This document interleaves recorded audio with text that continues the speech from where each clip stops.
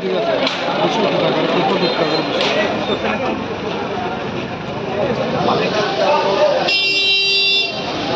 তো জনগণের অনেক অসুবিধার সৃষ্টি করতেছে এবং আপনার উপরেই নির্ভর করতেছে এই জায়গাটা আসলে সঠিকভাবে মেনটেন হচ্ছে কি হচ্ছে। আপনার দোকানের সামনে কি এই ধরনের পরিবেশ থাকার কথা বলেন, আপনি বলেন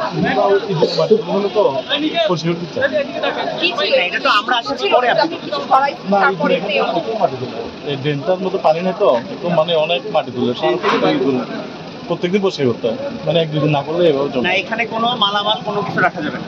আপনার দোকানটা একদম কর্নারে, আপনার আপনার আপনার দায়িত্ব এখানে সবচেয়ে বেশি, ঠিক আছে, যাতে আপনি রাস্তাটা সঠিকভাবে মেনটেন করেন।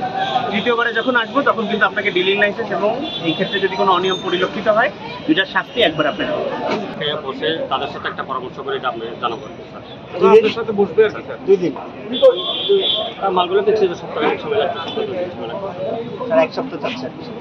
আচ্ছা, উনি 1 সপ্তাহ সময় চাচ্ছেন, ঠিক 1 সপ্তাহই আপনাকে আমি সময় দিলাম। 1 সপ্তাহ পরে আমার ম্যাজিস্ট্রেট আবার নামবে, তখন কিন্তু আর মানে আমি ছিল সেক্ষেত্রে আমরা 3টা দোকানে 2000 করে 6000 টাকা করে জরিমানা করেছি।